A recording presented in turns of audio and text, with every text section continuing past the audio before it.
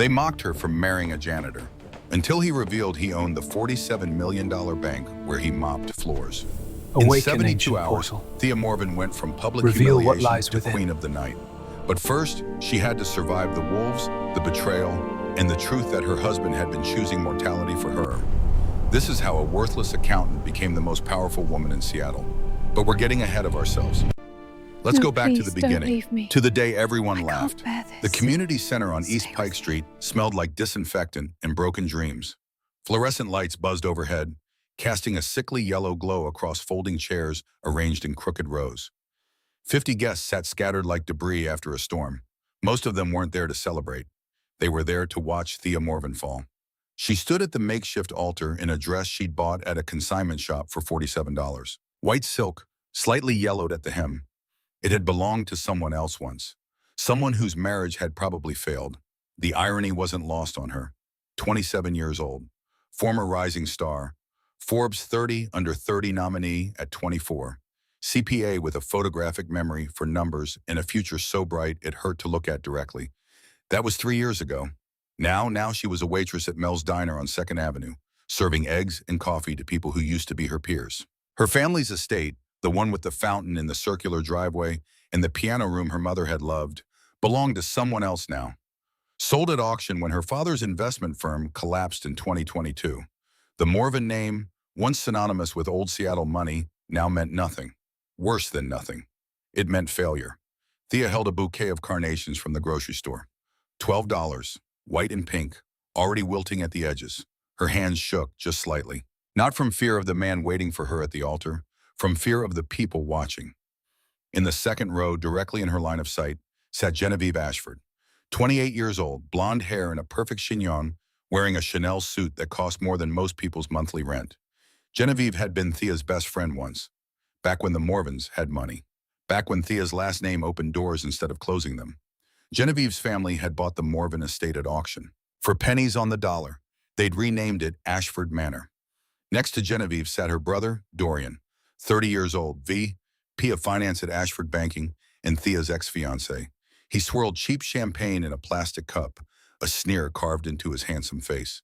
The same face Thea had once loved. Before the bankruptcy, before he'd broken their engagement via text message while she was serving hash browns to a table of truck drivers.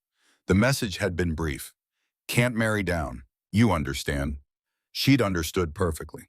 At the altar stood Cassian Ravencroft, tall, impossibly tall, 6'3" of lean muscle and sharp angles, like something carved from marble by an artist who understood danger. He wore a suit from Goodwill, too big in the shoulders, slightly frayed at the cuffs. His shoes were scuffed, but somehow none of it mattered, because when you looked at Cassian Ravencroft, you didn't see the clothes. You saw the eyes, storm gray, intense, ancient in a way that made no sense for a man who appeared to be 32 years old. When he looked at Thea, really looked at her, it felt like being seen for the first time in her life. He worked as a janitor at Ashford Banking. Night shift, minimum wage. He mopped the floors where Dorian walked, emptied the trash cans in the boardroom, cleaned the executive bathrooms. The wedding party consisted of the Justice of the Peace, a tired man in a rumpled suit who'd already performed 3 ceremonies that day, and 2 witnesses Cassian had brought. Thea didn't know them. One was an elderly man with silver hair and eyes that seemed to catch the light strangely. The other was a younger man, maybe 40, with a face like a Renaissance painting. Neither of them smiled. "Dearly beloved," the Justice of the Peace began, reading from a laminated card with all the enthusiasm of someone reading a grocery list. In the second row, Genevieve's phone buzzed. Loudly. She didn't silence it. The Justice continued. "We are gathered here today." "Is this really happening?" Genevieve's voice cut through the ceremony like a knife. She wasn't whispering. "Thea, honey, it's not too late to reconsider." Thea's grip tightened on the wilting carnations. Her mother had told her once, years before the cancer took her, "Your mind is your power, Thea. Never let them make you small." Thea lifted her chin, met Genevieve's eyes, said nothing. Sometimes silence was the strongest response. The Justice of the Peace cleared his throat, eager to finish. "Do you, Thea Elizabeth Morvan, take this man—" "Wait." Dorian stood up. The folding chair scraped against the linoleum floor. All eyes turned to him. He pulled a projector from a bag near his feet. A projector. at a wedding. Before we continue, Dorian said, his voice carrying the particular brand of cruelty that comes easy to people who've never struggled, I think everyone should see what we're really celebrating here. He clicked a button on his phone. The white wall behind the altar became a screen. A photo appeared. Thea at 24, hair perfect, makeup flawless, standing in front of the Morvan estate holding a plaque. Forbes 30 under 30. The caption read, Thea Morvan, rising star in forensic accounting. Another click. Thea at a gala wearing a dress that cost $3,000. Champagne glass in hand, Dorian's arm around her waist. They looked happy. They looked rich. They looked invincible. Another click. Thea in her waitress uniform. Grease stain on the apron. Hair in a messy ponytail. Exhaustion written in the shadows under her eyes. Someone had taken this photo through the diner window, without her knowledge, without her permission. The caption, from Forbes to food stamps. Laughter rippled through the crowd. Not kind laughter, the sharp, cutting kind that draws blood. Another click. A screenshot of a medical bill. $47,000. Emergency appendectomy, 2023. Payment status, collections. Just so everyone knows what they're witnessing, Dorian announced, his voice dripping with false sympathy. This isn't a wedding. It's a charity case marrying a janitor. It's poverty marrying poverty. It's... The sound of breaking glass cut him off. Cassian had been holding a champagne flute, not drinking from it. He never drank at events, just holding it. Now the stem had snapped. Shards of glass littered the floor. Blood welled from his palm. But here's what made Thea's breath catch. The blood stopped flowing.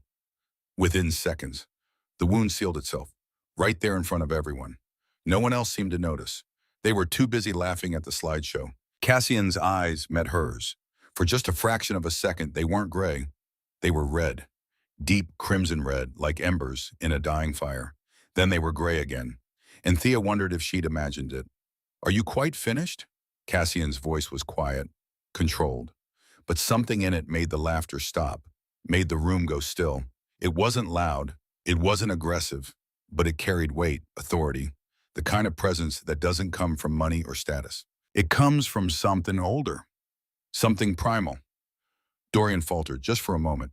Then he recovered his smirk. I'm just making sure everyone understands what's happening here. You're a janitor, Ravencroft. You scrub toilets for a living. And he gestured at Thea. She used to be somebody. Used to be, Genevieve echoed, her voice sweet as poison. Past tense. Cassian stepped forward. The movement was fluid, predatory. He stopped directly in front of Dorian, close enough that Dorian had to tilt his head back to meet his eyes. Keep your mockery, Cassian said softly.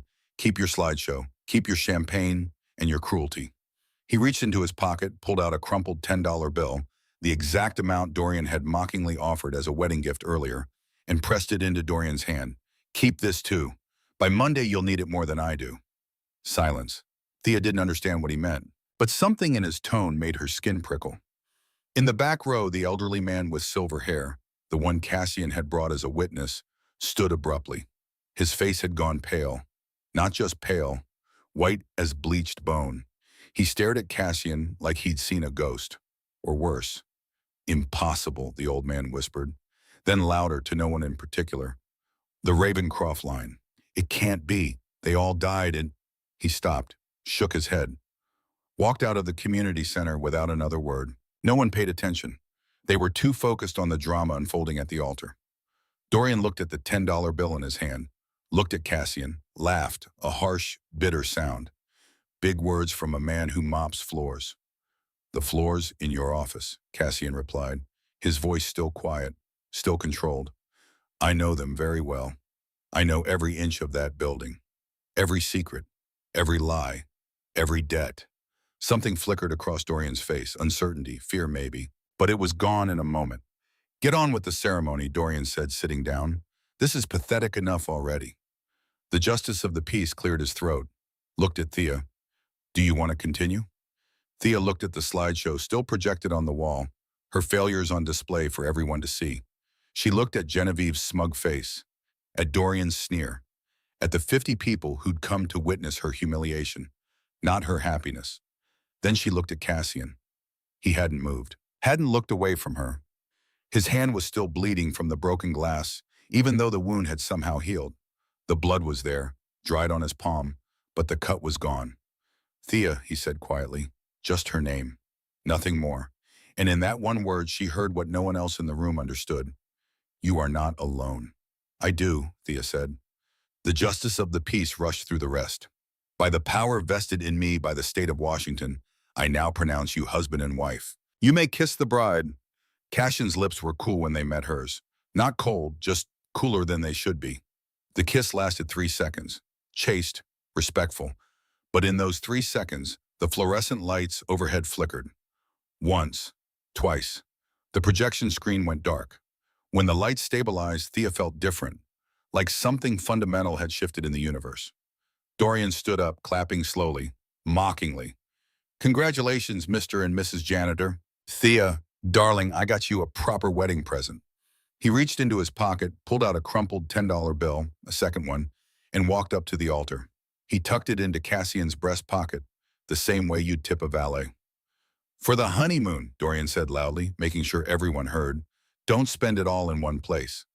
The room erupted in laughter. Thea felt the familiar burn of humiliation, the hot prickle of tears she refused to let fall. She moved to push Dorian away, to say something, anything.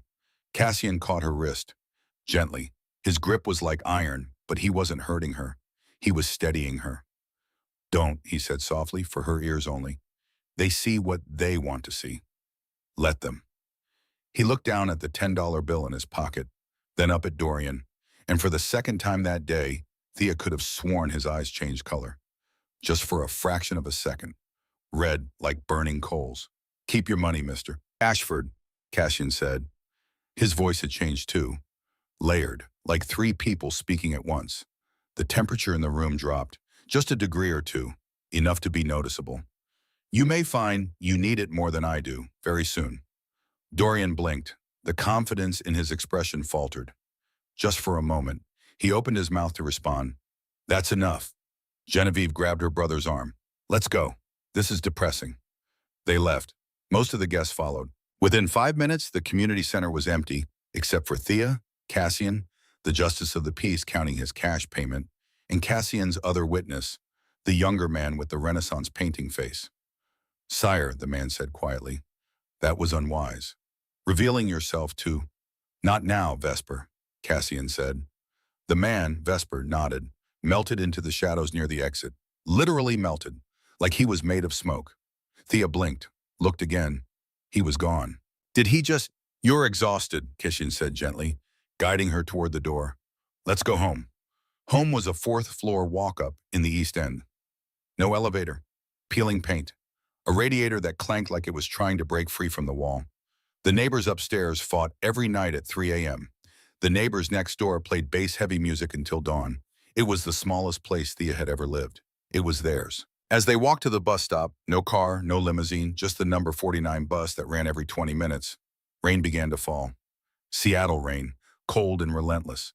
It soaked through Thea's consignment shop dress, turning the white fabric translucent.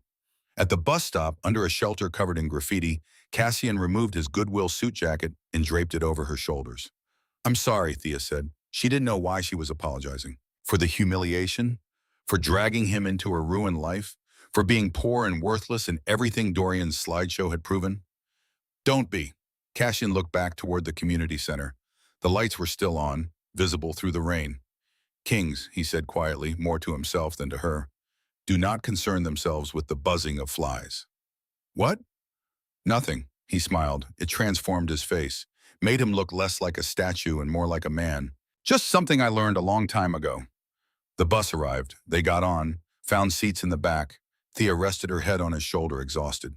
She didn't see the way Cassian watched the city skyline through the rain-streaked window.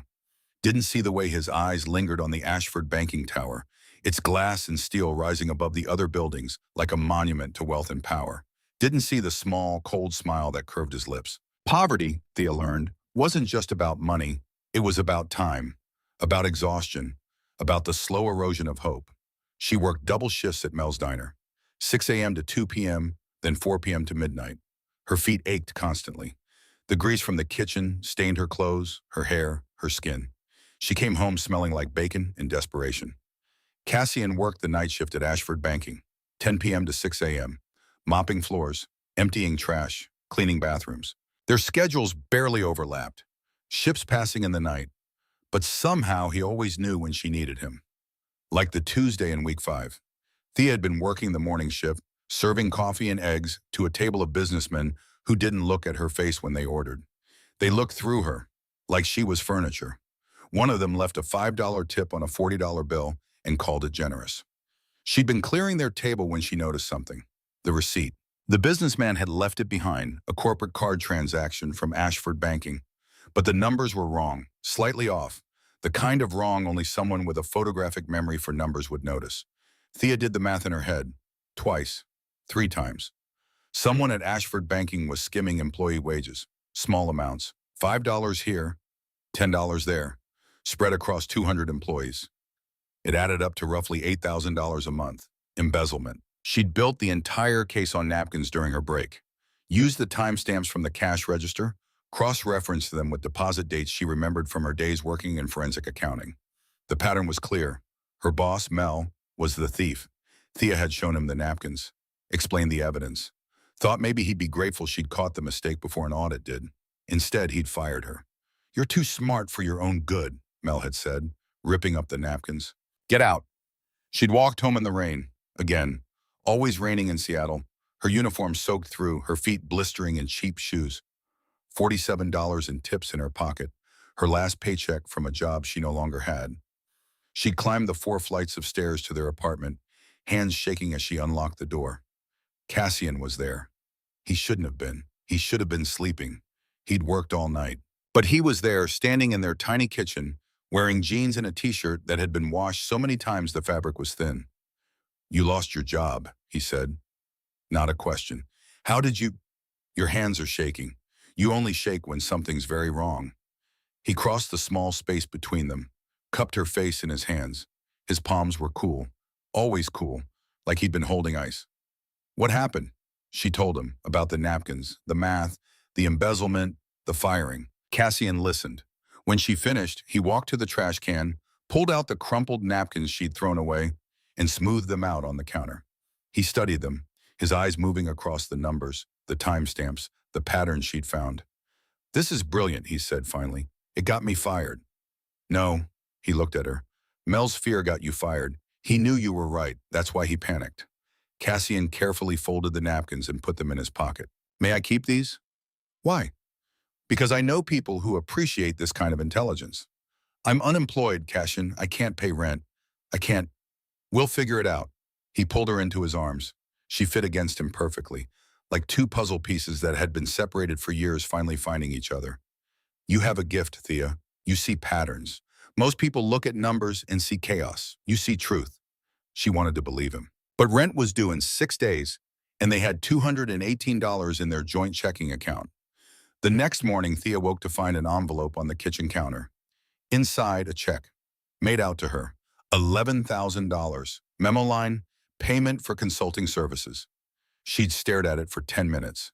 Cassian was asleep, or what passed for sleep with him. She'd never actually seen him in a deep sleep. He always seemed half awake, like he was listening to something she couldn't hear.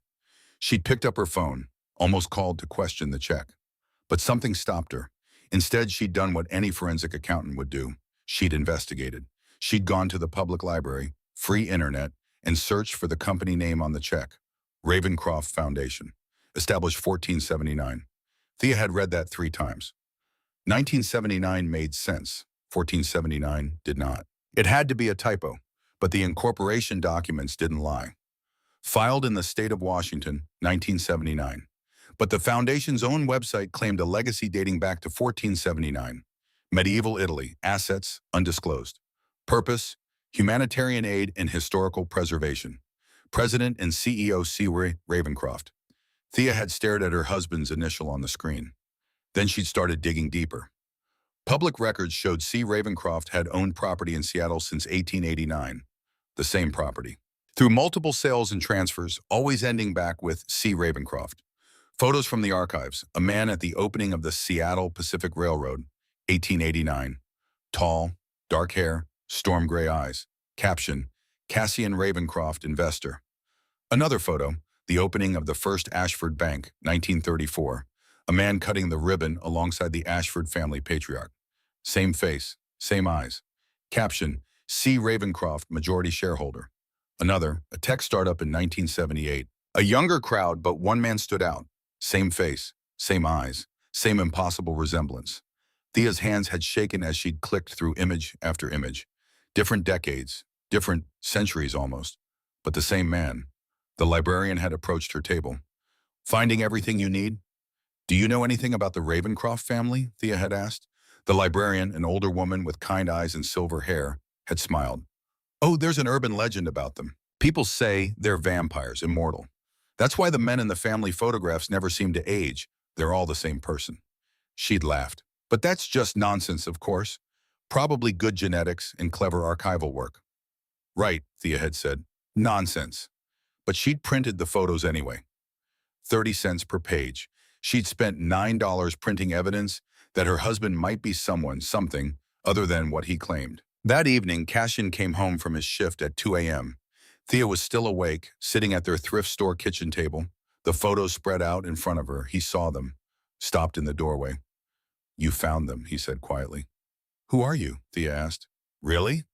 Cassian set down his backpack. He carried his janitor supplies in an old JanSport, the same bag college students use for textbooks.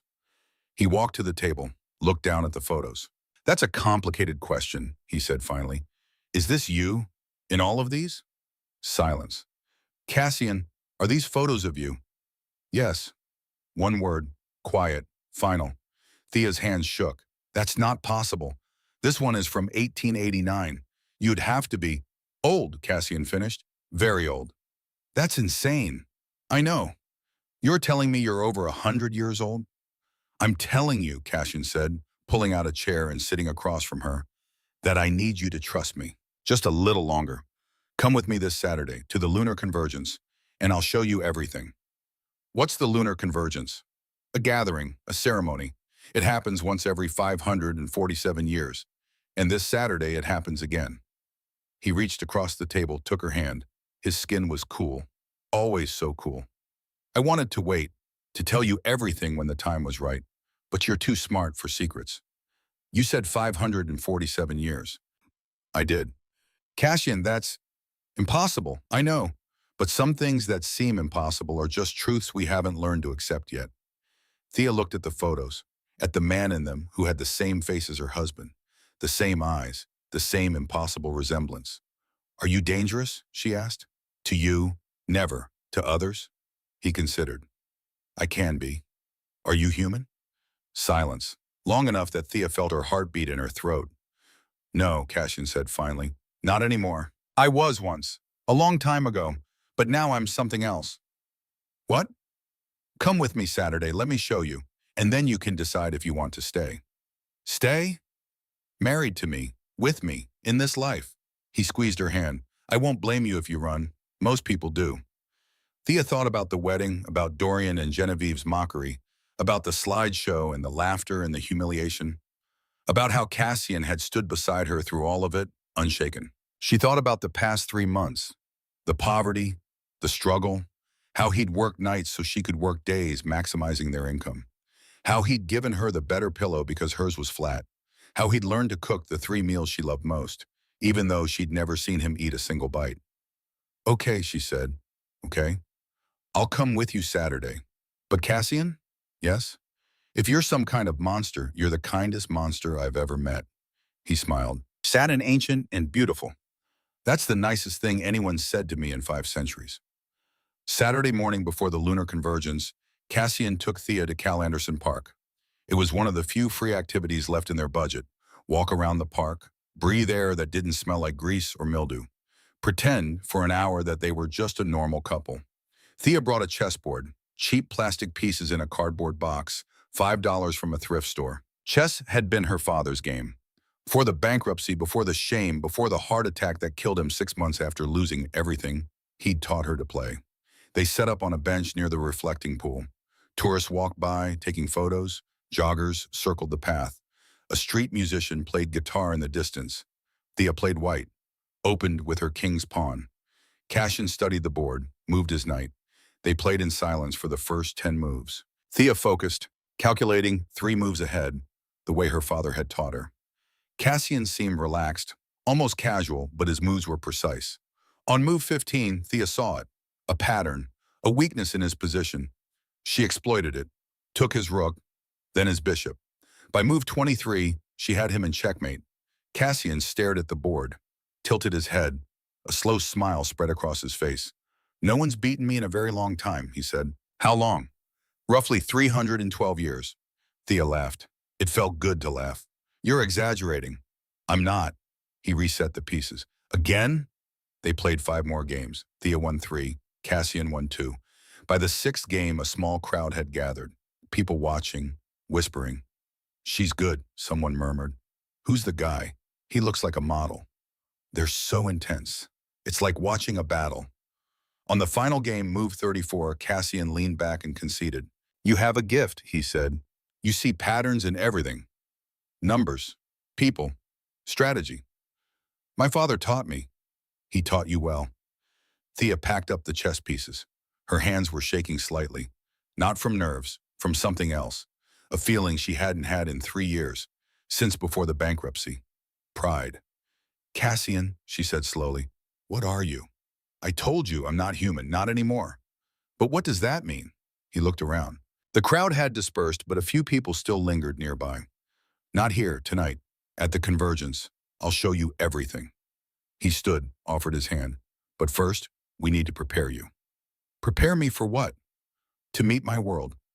Cassian led her to the Seattle Public Library, the central branch, the one that looked like a spaceship made of glass and steel. They entered through the main doors, walked past the checkout desks, the computer stations, the rows of books. Cassian nodded at the librarian, the same older woman with silver hair from Thea's research visit days earlier. "Mr. Ravencroft," the librarian said warmly. "It's been months." "Mrs. Chen," Cassian replied. "Is the room available?" "Always for you." She handed him an old-fashioned key, brass, ornate, like something from a museum. Cassian led Thea to the back of the library, past the rare book section, through a door marked staff only, pushed down a flight of stairs that seemed to go deeper than they should. At the bottom, another door, heavy wood, reinforced with iron bands. Cassian unlocked it. Inside was a room that shouldn't exist. Vaulted ceilings, stone walls, candelabras, actual candelabras with real candles, casting flickering light across racks of clothing. Not modern clothing, historical pieces, gowns from different eras, suits, cloaks, jewelry displayed in glass cases. "What is this place?" Thea whispered. "My collection," Cassian said. "Items I've gathered over the years. The library lets me store them here. Mrs. Chen's family has been helping mine for a very long time." Thea walked to the nearest rack. A dress hung there, midnight blue silk from the Victorian era. The craftsmanship was exquisite, museum quality. "Try it on," Cassian said. "I can't wear this. It's an antique." "It's a dress, and you need something to wear tonight." He moved to another rack, selected a simpler gown. Deep green, modern cut, but with historical elegance. "This one, it'll fit you perfectly." "How do you know my size?" "I notice things about you." He set the dress on a chair, turned away to give her privacy. "I notice everything." Thea changed. The dress fit like it had been made for her. The fabric was silk, real silk, cool against her skin. She looked at herself in the full-length mirror in the corner. She looked like someone else. Someone who belonged in this world of old money and hidden vaults. Someone who wasn't poor. "Cassian," she said quietly, "how much is all this worth?" He turned, saw her in the dress. His expression shifted. For a moment, he looked vulnerable. Young, human. "More than I can spend in 10 lifetimes," he said. "But it's just things, Thea. Objects. They don't matter." "Then why keep them?" "Memories." He walked to a glass case, touched the surface gently.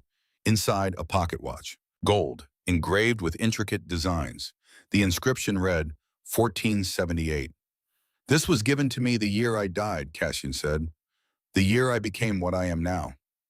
"What are you?" Thea asked again. "Please, just tell me." He looked at her, storm-gray eyes holding secrets that weighed centuries. "I'm a vampire," he said. "I was born in 1447, turned in 1478 during the Italian Wars. I've lived for 547 years. I've seen empires rise and fall. I've loved and lost more times than I can count.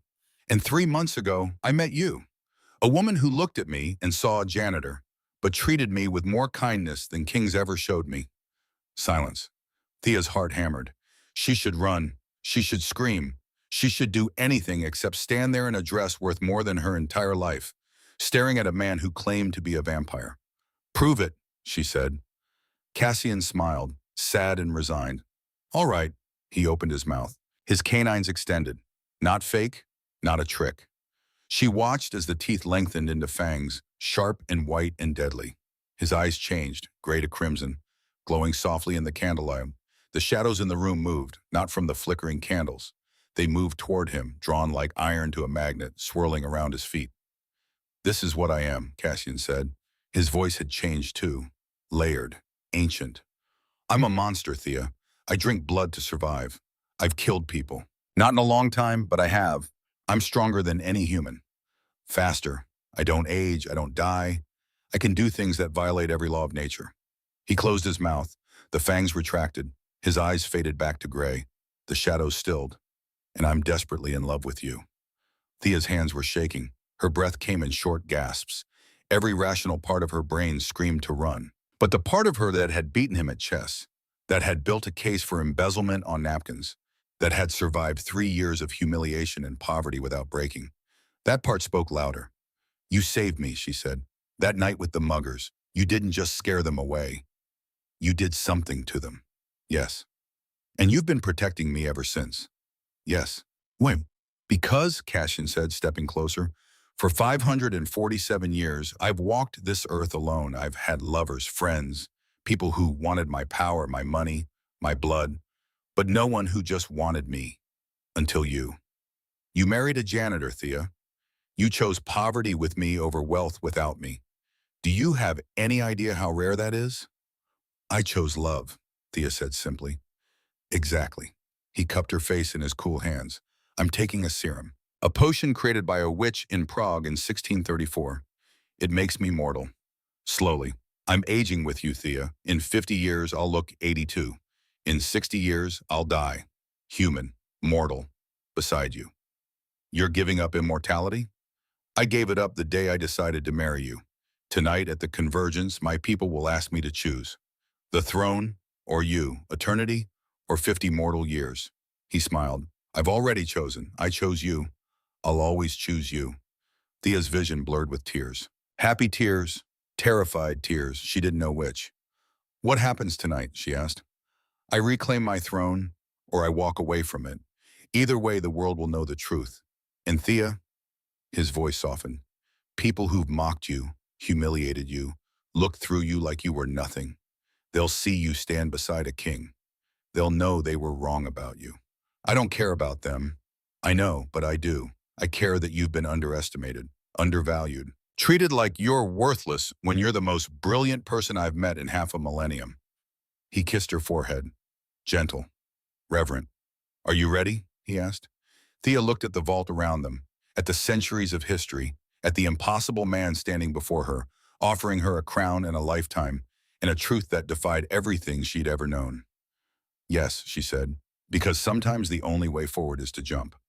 They returned to the apartment to wait for nightfall. The Convergence would begin at midnight when the blood moon reached its peak. Cassian said he had preparations to make, phone calls, arrangements. He stepped into their tiny bedroom, barely big enough for the mattress on the floor, and closed the door. Thea sat on the couch. The green dress felt strange in their cramped apartment, like wearing diamonds to a food bank. She heard Cassian's voice through the thin walls. Low, speaking to someone. Can't be postponed, Vesper. The Convergence happens once every 547 years. If I don't claim the throne now, the covenant dissolves. A pause, someone responding on the other end of the phone. Or maybe in the room with him. The walls were thin, but not that thin. I know the risks, Cassian continued, but I'm taking the serum. I'm aging with her. She deserves a husband who will grow old beside her, not a creature who stays young while she withers. Another voice, deeper, older, not on the phone. In the room, Thea stood, walked quietly to the bedroom door. It was cracked open, just slightly. Through the gap, she saw him. Cassian, standing in the center of their bedroom. But he wasn't alone. A figure stood in the shadows near the window. Tall, dressed in clothes that looked centuries out of date, velvet and dark lace. The figure moved, and Thea caught a glimpse of his face, the younger man from the wedding, Vesper. "Sire," Vesper said, his voice heavy with concern, "the blood moon eclipse happens once every 547 years. If you don't claim your throne at the lunar convergence, the covenant dissolves. You'll lose immortality, permanently." "I don't care about immortality if it means living alone," Cassian said. "Thea sees me, Vesper. Not the crown, not the power, just me. And if she learns what you've been doing, that you've been choosing mortality for her, that every day you take that serum, you're literally dying to be human, then she'll know the truth, that I love her more than eternity." Thea's hand flew to her mouth, stifling a gasp. Vesper sighed. "The council will not accept this. Althea has already declared you unfit. She says a king who chooses a mortal over his people is no king at all. Althea can say what she likes. I'm not asking permission. They'll challenge you. At the convergence. The 3 trials are mandatory, you know this." "I know. And if you fail even one trial, you forfeit the throne. The serum will have been for nothing. You'll die mortal, powerless, in 50 years. Then I die mortal."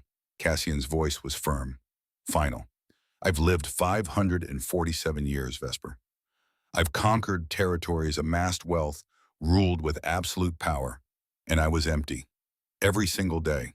Until 3 months ago, when a woman in a waitress uniform asked if I was hurt before asking if she was safe. That's when I knew." "Knew what?" "That I'd rather have 50 years of being seen than 500 more of being alone." Silence. Then Vesper spoke, his voice softer. "She's listening." Cassian turned toward the door, met Thea's eyes through the crack. "I know," he said.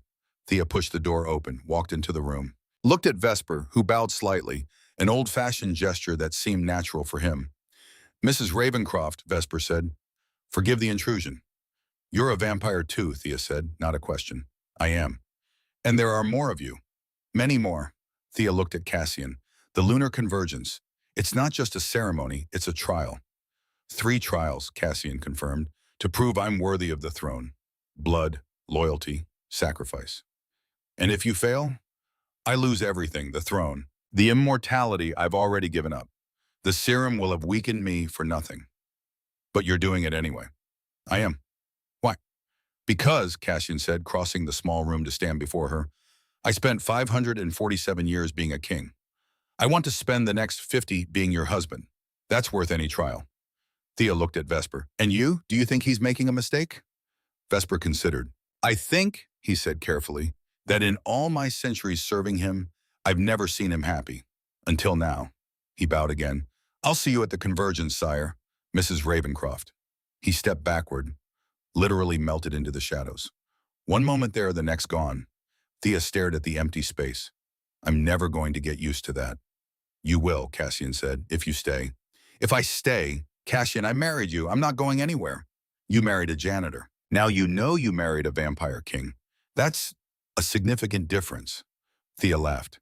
It came out slightly hysterical. "You think I care about that? You think I care if you're human or vampire or something in between? Cassian, you're the only person in 3 years who's treated me like I matter. The only person who sees me as more than a failure. You're not a failure. I know that now, because you showed me." She took his cool hands in hers. "So yes, I'm staying. Through trials. Through crowns. Through whatever happens tonight. I'm staying." Cassian pulled her into his arms, held her like she was the most precious thing in the world. "Then we do this together," he said. Outside, the sun began to set. The sky turned deep purple, the color of bruises, the color of blood moons and ancient ceremonies. The convergence was beginning. And Thea Morven, former Forbes 30 under 30, current unemployed waitress, recently married to a vampire king, had no idea that in the next 6 hours, her entire life would transform. But she was about to find out. The entrance to the Obsidian Basilica was hidden beneath Pike Place Market, not the tourist section with its flying fish and flower stalls. The old section, the part most people walked past without seeing. Cassian led Thea through a doorway that looked like a maintenance entrance, downstairs that smelled of salt water and centuries. The steps were stone, worn smooth by countless feet over countless years. "How long has this been here?" Thea whispered.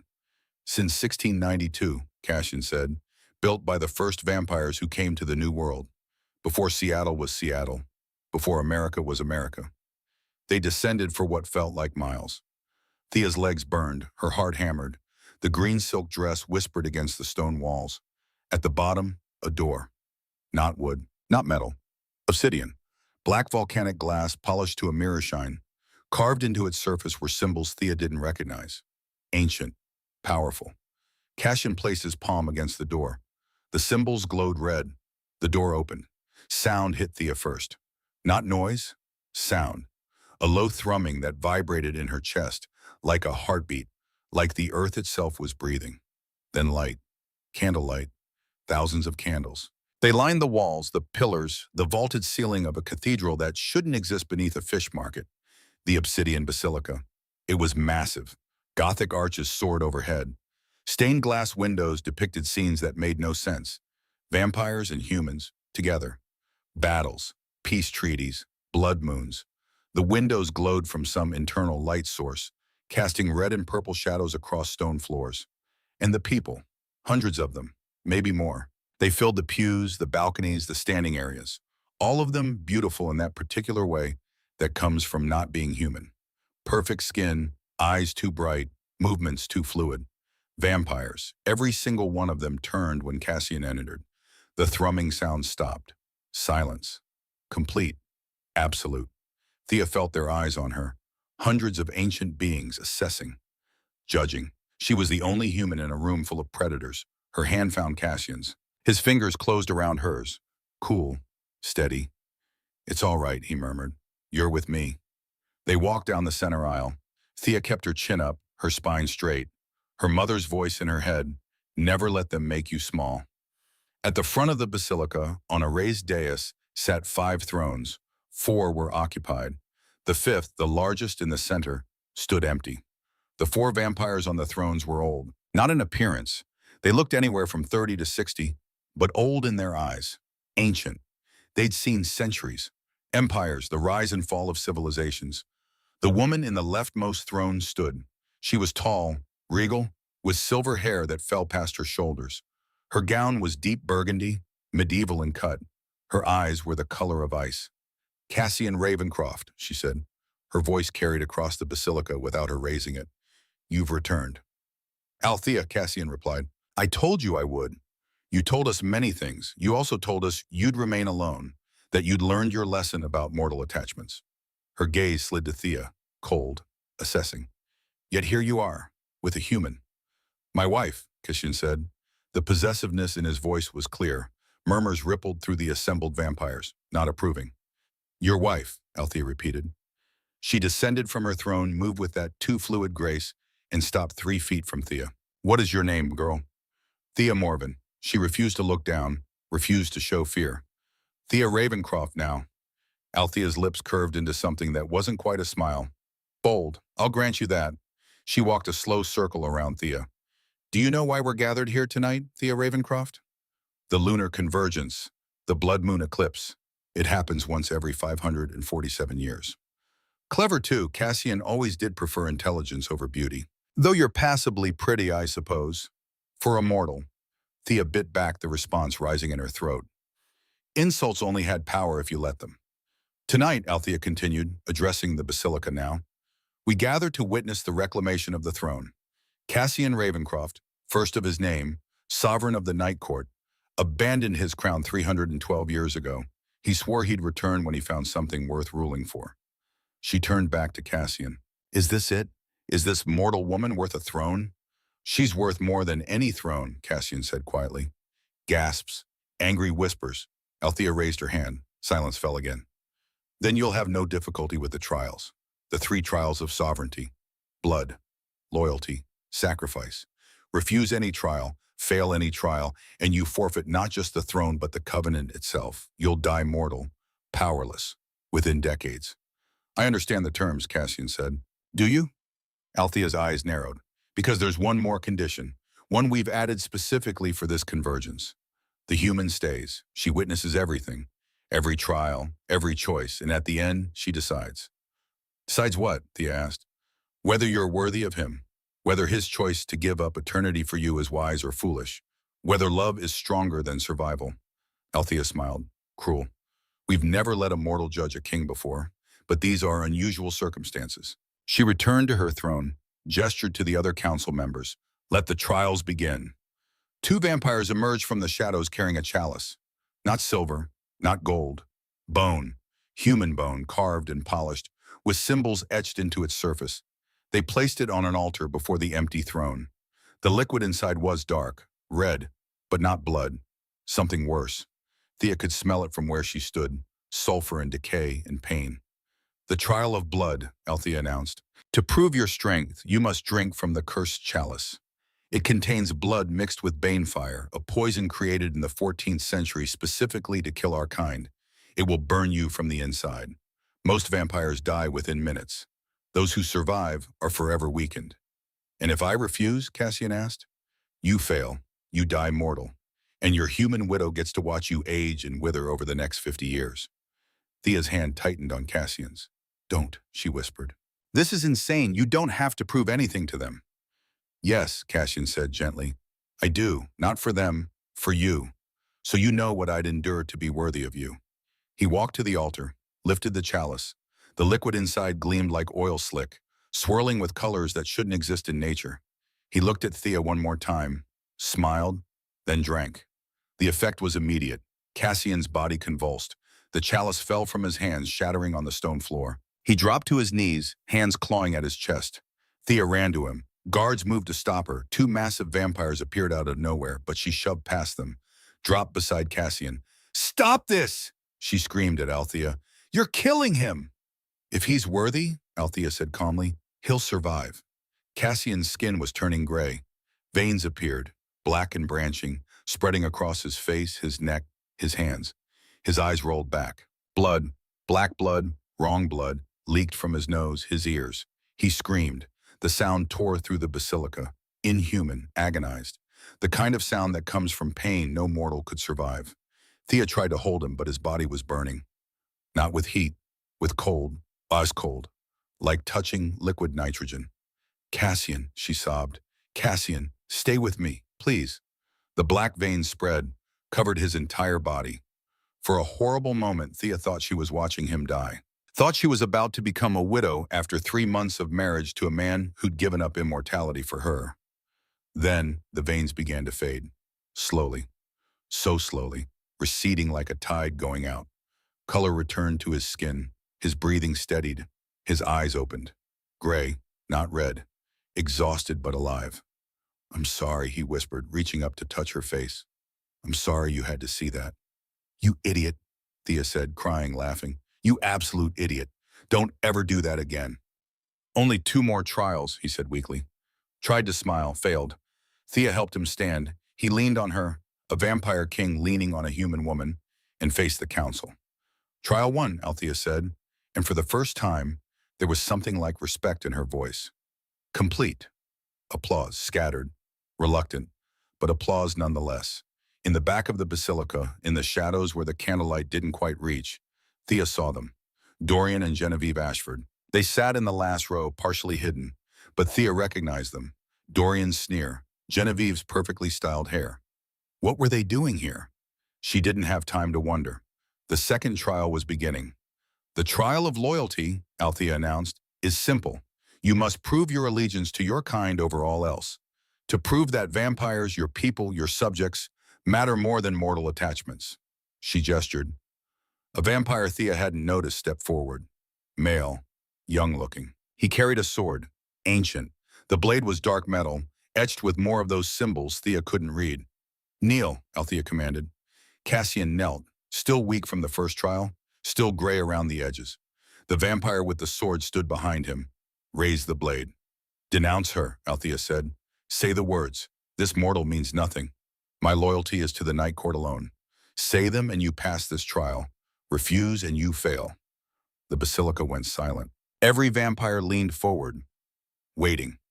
Cassian looked at Thea. She saw everything in his eyes. The love, the regret, the impossible choice. Say it, Thea told him. Cassian, just say it. I don't care, I know the truth. I care, he said softly. He stood. The vampire with the sword tensed. Cassian faced Althea. face the council, face the hundreds of vampires watching. "I will not," he said. Gasps, shouts, anger rippling through the crowd. "You fail," Althea said. "You choose a mortal over your—" "No," Thea's voice cut through the noise. She didn't shout. She didn't need to. The basilica had excellent acoustics, and the word carried. "No, he doesn't fail. You fail." She walked to the center of the dais, every vampire eye turned to her. A human, standing where only kings stood. "You want loyalty?" Thea said. "Here's loyalty." This man spent months scrubbing floors. Not because he had to, because he wanted to understand what it means to struggle, to be powerless, to be human. She gestured at the assembled vampires. "How many of you have done that? How many of you have given up comfort, power, immortality, to walk among the people you claim to protect? To actually understand them?" Silence. "You sit in your thrones," Thea continued, "and you judge him for loving someone. You test his loyalty by asking him to denounce his wife. But real loyalty isn't blind obedience. Real loyalty is choosing to stand beside someone even when it costs you everything." She looked at Cassian. "He's not failing your test. He's passing mine." More silence. Then from somewhere in the middle of the basilica, a single vampire began to clap. Then another. Then more. Vesper, the vampire who'd visited their apartment, stepped forward from the shadows. He bowed to Thea, actually bowed. "The mortal speaks truth," Vesper said. "Perhaps we've forgotten what honor means." Althea's expression was carved from ice. "This is highly irregular." "So is asking a king to denounce his wife," Vesper replied. "With respect, counselor, perhaps the trial itself is flawed." Murmurs of agreement, not everyone, but enough. Althea stared at Thea for a long moment.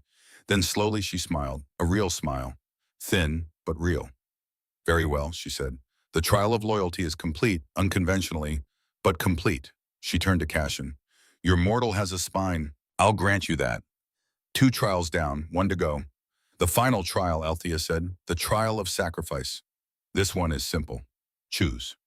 2 vampires emerged from opposite sides of the basilica. One carried a golden vial on a velvet cushion. The liquid inside glowed with inner light. Beautiful. Terrible. Wrong. The other vampire carried nothing. Just stood there, waiting. "The elixir of eternity," Althea explained, gesturing to the vial. "Drink this, and the mortality serum you've been taking will be reversed. Instantly. You'll reclaim your full power, your immortality, your throne.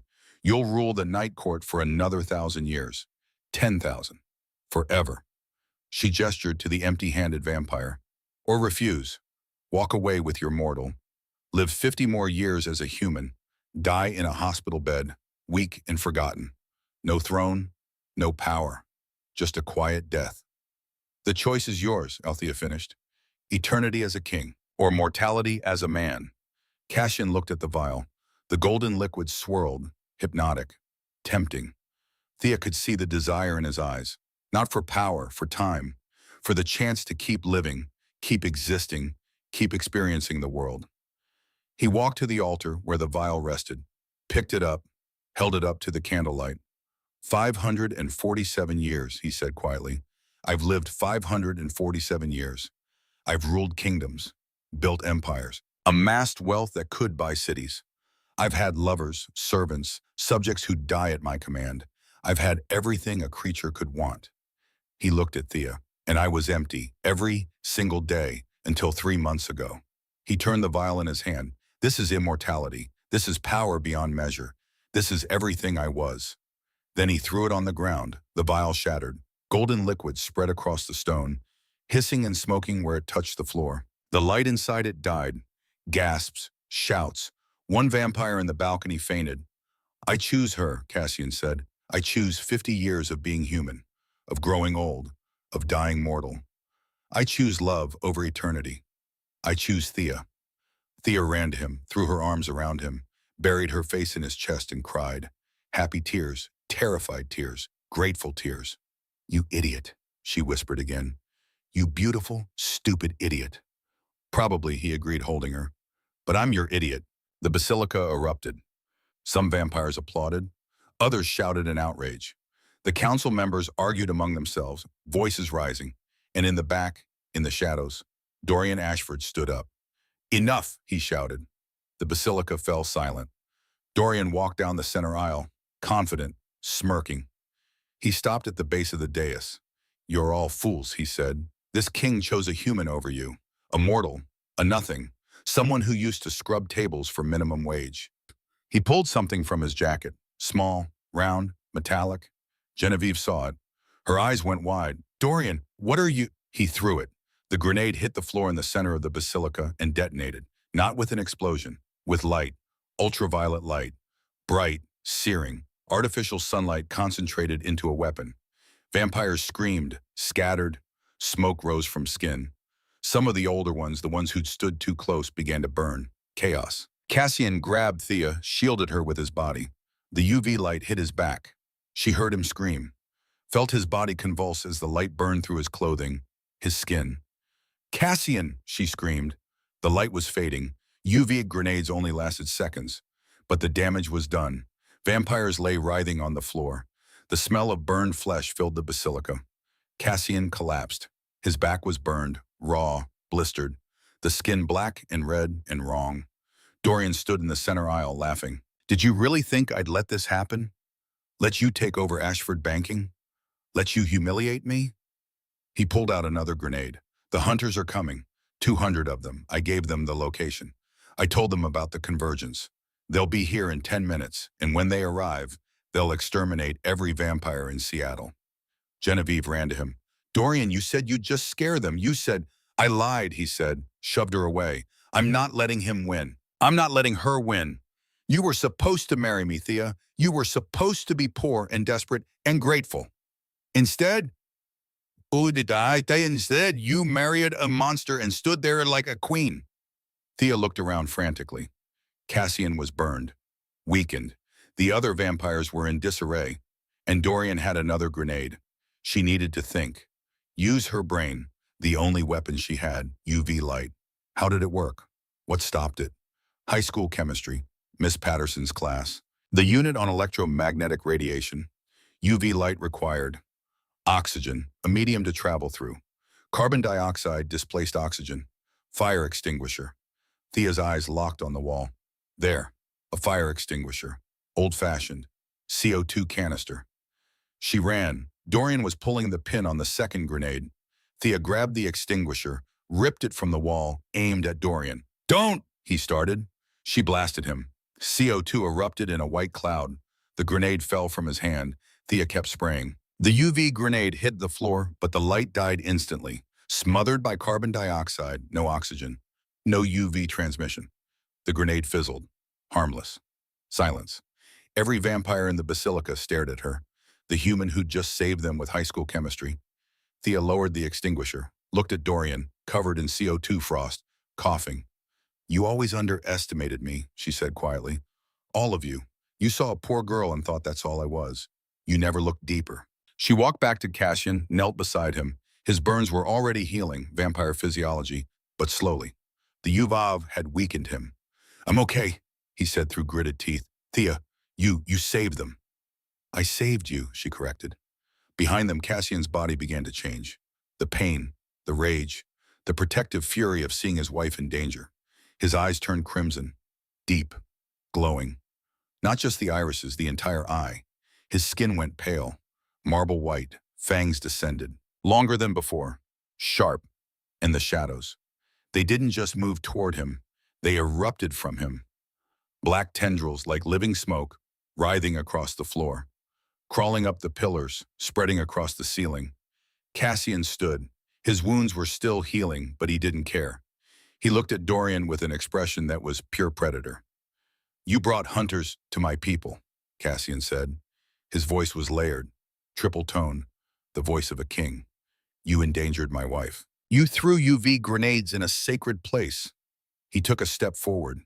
The shadows moved with him. Dorian stumbled backward, tripped, fell on his ass. I didn't." "You did." Cassian's hands shot out. Didn't touch Dorian. Didn't need to. Dorian's body lifted off the ground. Telekinesis. Raw. Powerful. Dorian rose 6 feet in the air, arms pinned to his sides by invisible force. "In the old days," Cassian said, "I would have torn your throat out, slowly, made you watch your own blood drain. Made an example." "Cassian," Thea's voice, quiet, firm. Don't. He looked at her. The crimson in his eyes flickered. Don't kill him, Thea said. Prove you're better. Prove you're worthy of that throne. He tried to kill you. And he failed. Because I'm smarter than him. Because you taught me to see my own worth. Don't let him turn you into the monster he thinks you are. Cassian stared at her. The basilica held its breath. Then slowly he lowered his hand. Dorian crashed to the floor, gasped, scrambled backward. For her, Cassian said, his voice still layered, still terrible. Only for her do you live. But you're exiled, from Seattle, from this court, from every place my people dwell. If I see you again, Dorian Ashford, mercy won't save you. He turned to the council. Get him out of here, and prepare for the hunters. They're coming. Vesper materialized from the shadows, grabbed Dorian by the collar, hauled him to his feet. With pleasure, sire. As Dorian was dragged away, Genevieve stood. She looked at Thea. Her face was pale, shocked. You saved us, Genevieve whispered. After everything I did to you. You saved us. I didn't do it for you, Thea said. I did it because it was right. Genevieve nodded, looked like she wanted to say more, couldn't find words. Finally just said, thank you. She left, followed her brother out of the basilica. Althea descended from her throne, walked to Cassian, to Thea. She looked at the shattered grenade, the CO2 frost, the burns on Cassian's back. The hunters are coming, she said. We have minutes, maybe less. Then we evacuate, Cassian said. Get everyone out, use the northern tunnels. And you? Cassian looked at Thea. We run. Where? He smiled, tired, pained, but real. Somewhere they'll never find us. The basilica erupted into controlled chaos. Vampires fled through hidden tunnels, secret doors, passages carved centuries ago for exactly this purpose. The council coordinated. Vesper led groups. Within minutes, the basilica was nearly empty. Only Cassian, Thea, and Althea remained. Go, Althea said to Cassian. I'll seal the doors. They won't get through before dawn. The throne is yours. You passed the trials. Unconventionally, but you passed. She smiled, thin, genuine. Besides, any king who'd give up immortality for love is exactly the kind of fool we need ruling. Footsteps above. Heavy. Many. The hunters had found the entrance. Go, Althea commanded. Cassian grabbed Thea's hand, pulled her toward the back of the basilica. Not to a tunnel, to a wall, solid stone. Cassian, that's a... He placed his palm against it. The stone shimmered, became shadow, became a portal, swirling darkness that smelled like midnight and ozone. Trust me, he said. Thea looked back, saw the basilica doors shudder, hunters with battering rams. She looked at the portal, at Cassian, at the impossible choice between the known and the unknown. She chose unknown. She stepped through. The sensation was like falling and flying at the same time. Darkness, cold. Then, light, wind, the smell of salt air. They were standing on the observation deck of the Space Needle. Seattle spread below them, lights like fallen stars, the water black and endless, the city beautiful and terrible and alive. Thea looked at Cassian. How? Shadow portals, he said, only work during the blood moon, and they're exhausting. He swayed, caught himself on the railing. His burns were still healing. The trials had weakened him. The portal had drained what was left. We need to get you somewhere safe, Thea said. We need to get somewhere they'll never look. He pulled out his phone, dialed a number. Vesper, South Hangar, 10 minutes. He hung up, looked at Thea. Do you trust me? With my life. Good, because we're leaving Seattle. Tonight. Right now. Below them, sirens, police, fire department, hunters pretending to be authorities. The basilica was discovered. The convergence interrupted, but Cassian was smiling. What? Thea asked. You saved them, he said. A human saved a room full of vampires. They'll never forget that. Neither will I. He pulled her close, kissed her. His lips were still cool, but warming. Becoming more human every day as the serum worked. Where are we going? Thea asked. The San Juan Islands. I have an estate, hidden, warded. The hunters won't find it. An estate. A few buildings, some land. It's modest. Thea laughed. Cassian Ravencroft, I've learned never to trust your definition of modest. The helicopter landed 2 hours later on a private pad on San Juan Island. Thea had never been in a helicopter before. Had never seen Seattle from the air, glittering like a jewel. Had never imagined she'd be fleeing hunters with a vampire king who'd given up immortality for her. The Ravencroft estate wasn't modest. It was a compound. Multiple buildings arranged around a central courtyard, stone and glass and modern architecture that somehow blended with the natural landscape. Gardens, fountains, the ocean crashing against cliffs in the distance. Modest, Thea said dryly as they landed. For a 500-year-old vampire it is, Cassian replied. Vesper was waiting. He'd arrived earlier, shadow portal probably, and had assembled the staff. 20 people, vampires and humans, working together. They bowed when Cassian stepped out of the helicopter. Not mocking, genuine respect. Welcome home, sire, they said in unison. Cassian helped Thea out. She still wore the green dress, now stained with CO2 residue and dirt and her husband's blood. She looked like she'd survived a war.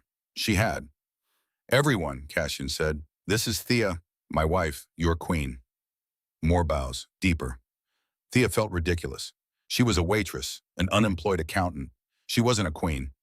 But then she remembered the basilica, the trials, the UV grenade, the fire extinguisher. Maybe she was. They were led to the main house, grand, but comfortable, more home than palace. Vesper showed them to a suite, massive bedroom, fireplace, windows overlooking the ocean. The council has convened remotely, Vesper said to Cassian. They want to discuss the Hunter threat. Give me an hour, Cassian said. I need to... He gestured vaguely at his burned back. Of course, sire. Vesper bowed, left them alone. Thea helped Cassian out of his ruined shirt. The burns were healing but still raw. She found medical supplies in the bathroom, silver nitrate, gauze, antiseptic that smelled wrong. She cleaned the wounds gently. Cassian flinched but didn't complain. Tell me everything, Thea said. No more secrets. I want the whole truth. So he told her. He'd been born in 1447 in Florence, son of a minor noble, grew up during the Italian Renaissance, learned art, politics, war. In 1478, during a battle, he'd been mortally wounded, left for dead on a battlefield. A vampire had found him, turned him, gave him a choice, die human or live forever. He'd chosen forever. For 547 years he'd lived, seen empires rise, watched them fall. He'd built wealth, power, ruled the night court, become king. But he'd been alone. Every human he'd loved had aged and died. Every vampire companion had wanted something from him. Power, blood, protection. 60 years ago, Cassian said, I started the humility trials. Every 50 years, I take a serum that makes me mortal. Temporarily. I seal my powers, my wealth. I go into the human world with nothing. Live as the lowest of society to remember what it means to be human. Why, Thea, she asked. Because power corrupts. Immortality makes you forget. I wanted to remember kindness, struggle, hope, the things that make humans beautiful. How many trials have you done? 11. You're the 11th. He turned to face her. But you're the first one where I fell in love. The first time I met someone who saw me, not the king or the monster. Just me. And the serum? It's permanent now. I've been taking it for 3 months. It's aging me, slowly. In 50 years, I'll be mortal. Completely. I'll die like any human. No immortality, no second chances. Thea's hands shook. You gave up forever for 50 years. I gave up existence for life, he corrected. There's a difference. He reached into his pocket, pulled out a small box, opened it. Inside, a ring. Obsidian and silver, simple. Beautiful. I know I already married you, Cassian said, but that was when I was a janitor. This is me as a king asking again. Thea Morven, will you be my queen? Not just in name, in truth. Will you help me rule? Help me change what it means to be a vampire in this world? Help me build something better? Thea looked at the ring, at him, at the impossible man offering her an impossible life. Yes, she said. He slipped the ring on her finger. It fit perfectly. Of course it did. Then he pulled her into his arms and held her. Just held her. 2 people who'd survived trials, mockery, hunters, and the weight of centuries. 2 people who'd chosen each other. What happens now? Thea asked. Now, Cassian smiled against her hair. Now we face the council, the hunters, the world that thinks we're inane, and we prove them wrong. Together? Always together. Outside, the blood moon set. Dawn approached. The convergence was over. But for Thea and Cassian, everything was just beginning. An hour later, cleaned and changed, they descended to the estate's war room. Not a euphemism, an actual war room. Maps, computer screens, Satellite feeds. The council appeared on monitors. Video conference across continents. Althea's face filled the largest screen. The hunters found the basilica. We sealed it before they breached. But they know. They know about the convergence, about our numbers, about you. Let them know, Cassian said. He sat at the head of the table. Thea beside him. Equal. I'm done hiding. They'll come for you, for all of us. Then we'll be ready. He looked at Thea. My wife has an idea. Thea stood, walked to the central display. She'd been thinking about this since the helicopter ride, analyzing, planning, using the skills that made her Forbes 30 under 30. You can't fight the hunters with violence, she said. They want you to. They want a war. It justifies their existence. What do you propose? Althea asked. We expose them. Their funding, their leadership, their illegal weapons. Thea pulled a USB drive from her pocket. I copied the Basilica's financial records before we left. 600 years of transactions. But more importantly, I saw something. Cross-referenced accounts. The hunters are funded by shell corporations. Corporations I can trace. She plugged the USB into the system. Numbers filled the screens. Here, she said, pointing, and here, and here. The Van Helsing order is funded by 17 billionaires. Old money families, people who profit from keeping vampires as monsters. If we expose them, they lose legitimacy, Vesper finished. The public turns against them. Exactly. Thea looked at the council. You've been fighting this war with fangs and shadows. But I'm an accountant. I fight with numbers. Let me do what I do best. Silence. The council members looked at each other, then at Cassian. She's brilliant, Althea said. Cassian, your mortal is brilliant. I know, he said quietly, proudly. Very well, Althea decided. Thea Ravencroft, you have the council's resources. Expose them. Show the world who the real monsters are. The screens went dark. Meeting adjourned. Thea sat down. Her hands were shaking. Adrenaline, fear, excitement. You just declared war on some of the most powerful people on Earth, Cassian said. I know. They'll come after you. I know. You could die. I know. She looked at him. But I married a vampire king who gave up immortality for me. The least I can do is fight for our future. Cassian laughed, pulled her into his lap, kissed her like she was the most precious thing in the world. I chose well, he murmured against her lips. Yes, she agreed. You did. Outside, the sun rose over the San Juan Islands. A new day, a new battle. But Thea wasn't afraid. She'd survived poverty, humiliation, trials, UV grenades. She could survive anything as long as she had him. 4 months after the convergence, Thea Ravencroft sat in an office that didn't exist on any public map. The room was carved from the rock beneath the Ravencroft estate. Computer servers hummed. Screens covered every wall, displaying financial data, shell corporation networks, numbered accounts in countries that asked no questions. Thea had spent 123 days doing what she did best, following the money. The Van Helsing order thought they were hidden, thought their funding was untraceable. They'd been careful. 17 layers of shell corporations, accounts spread across 43 countries, transactions designed to look like legitimate business. But they'd made one mistake. They'd underestimated an accountant with a photographic memory and nothing to lose. Thea had found the pattern.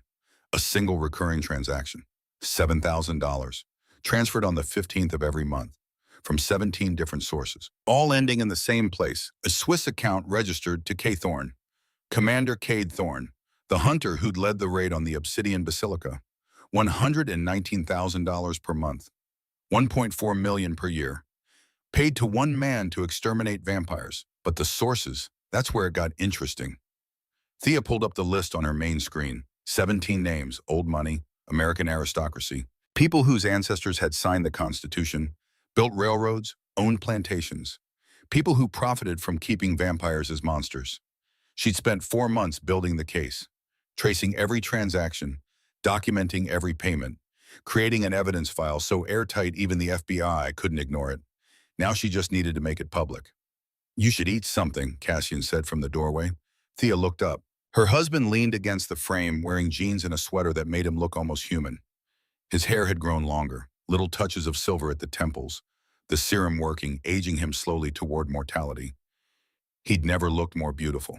I'm not hungry, Thea said. I'm close. So close. You've been saying that for a week. This time I mean it. She gestured at the screens. I have everything. Every payment, every transaction, every name, the entire network. Cashin walked to her desk, looked at the data, whistled low.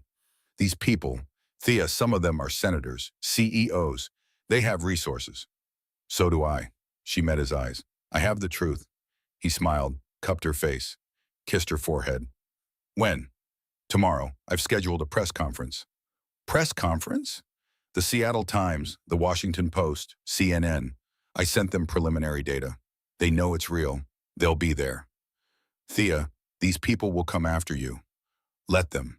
She stood, took his hands. You gave up immortality for me. I can give up safety for us. A knock on the door. Vesper entered, carrying a tablet. His expression was grim. Sire, my lady, you need to see this. He handed Thea the tablet. On screen, an email from an address she recognized. Genevieve Ashford. The subject line, I'm sorry, please help. Thea's finger hovered over the message. Cassian's hand covered hers. It could be a trap, he said. I know. She opened it anyway. The message was brief. Thea, I know I have no right to ask, but Dorian is in trouble. Real trouble. He's involved with the hunters. Gave them information. Now they want more. He's scared. Says they'll kill him if he doesn't deliver you. I tried to stop him, but he won't listen. Please, he's my brother. I know you have no reason to help, but I'm begging. Meet me at the old Ashford Bank Vault. 8 p.m. tonight. I'll explain everything. Ye. Thea read it twice. Looked at Cassian. It's definitely a trap, she said. Definitely. I'm going anyway. I know, he sighed. I'm coming with you. No. Thea stood, walked to the weapons cabinet. Yes, they had a weapons cabinet now, and pulled out a small device. GPS tracker. I go alone. If it's a trap, I need to be the bait. But you'll know where I am. You can follow. Thea. Cassian. If I'm going to be a queen, I need to be able to handle threats, not hide behind my husband. She clipped the tracker to her bracelet. Besides, I have a plan. What plan? She smiled. Trust me. The old Ashford Bank building sat empty on 2nd Avenue, abandoned since 2019 when the company moved to their glass tower downtown. The building was scheduled for demolition. Asbestos, lead paint, foundation issues. No one came here anymore. Perfect place for an ambush. Thea arrived at 7:55 p.m., 5 minutes early. The front doors were chained, but a side entrance hung open. Convenient. She checked her phone. The tracker was active. Cassian could see her location. Vesper was on standby. The entire estate security team was ready. She was as prepared as she could be. She walked inside. The lobby was stripped. Tiles torn up. Walls gutted.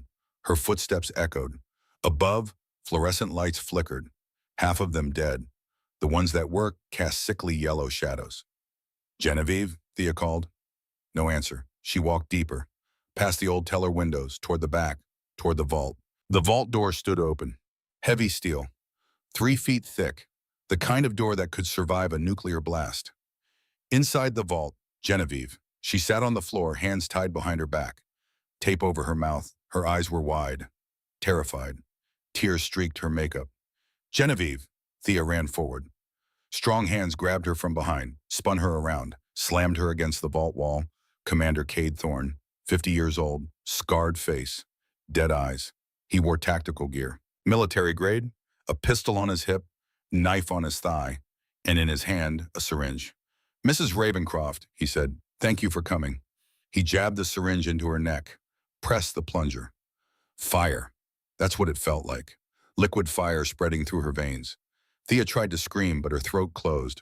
Her legs gave out. She collapsed. Thorne caught her, dragged her into the vault, propped her against the wall next to Genevieve.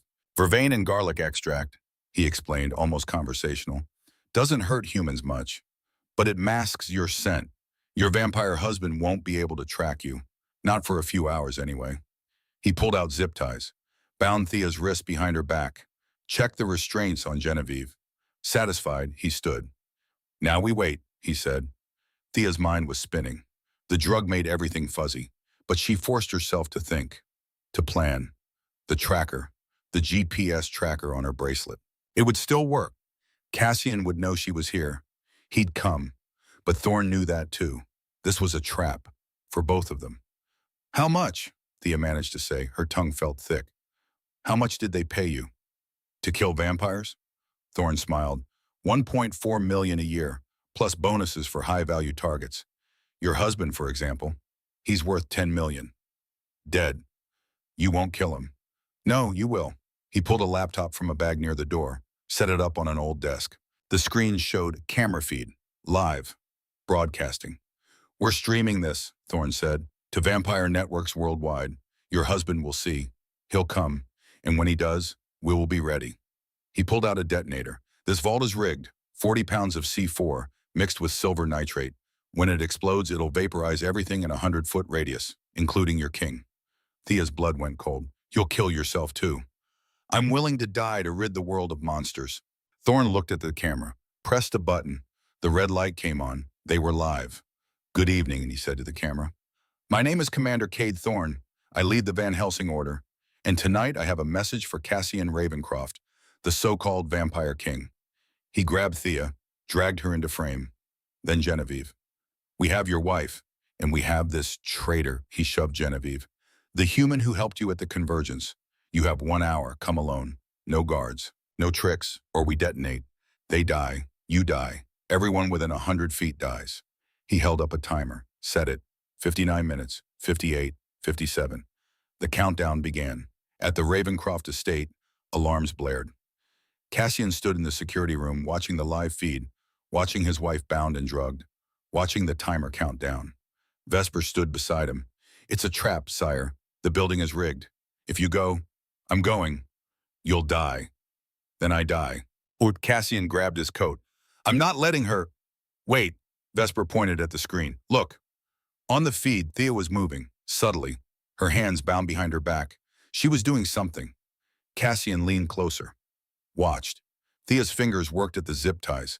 She'd positioned herself near a piece of broken tile. Sharp edge. She was sawing through the plastic, slowly, so Thorne wouldn't notice. She caught the camera angle, looked directly at it, mouthed 2 words, trust me. Then she mouthed numbers, 3, 5, 8. Cassian's eyes widened. She's giving me the detonator frequency. She wants me to jam the signal. Can we? Vesper asked. Get me a radio engineer. Now. 30 minutes left on the clock. Thea had cut through the zip ties. Her hands were free, but she kept them behind her back. Pretending, waiting. Thorne was pacing, checking his phone, watching the camera feed, waiting for Cassian to arrive. Genevieve sat beside Thea, still gagged, still terrified. But she'd noticed Thea's hands, noticed she was free. Thea looked at her, mouthed, when I move, run. Genevieve nodded, barely. Thorne's phone buzzed. He answered, yeah? A voice on the other end, male, urgent. Thea couldn't hear the words. What do you mean he's not coming? Thorne demanded. He has to. Footsteps, from outside the vault, heavy, multiple people. Thorne spun, raised his pistol. Who's? The vault door swung further open. A figure stepped through. Dorian Ashford. He looked terrible, gaunt, haunted, dark circles under his eyes. He wore an expensive suit that hung on him like a shroud. Dorian, Genevieve said through the tape, her eyes filled with tears. I'm sorry, Dorian said to his sister. Jen, I'm so sorry. I didn't know they'd... He looked at Thorne. You said you'd just use her as leverage.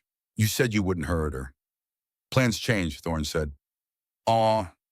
No, Dorian's voice shook. Let her go. I brought you something better. He pulled a USB drive from his pocket. Security codes? For the Ravencroft estate, full layout, guard rotations, everything. Thorne considered. And in exchange? You let Genevieve go. You take Thea. The Vampire King will still come for his wife. You still get your trap. Dorian, no! Genevieve screamed through the tape. I'm saving you, Dorian said. Tears ran down his face. Jen, I've done terrible things. I've hurt people, destroyed lives, but I can't let you die for my mistakes. He looked at Thea. I'm sorry for everything. The wedding, the slideshow, all of it. You didn't deserve it.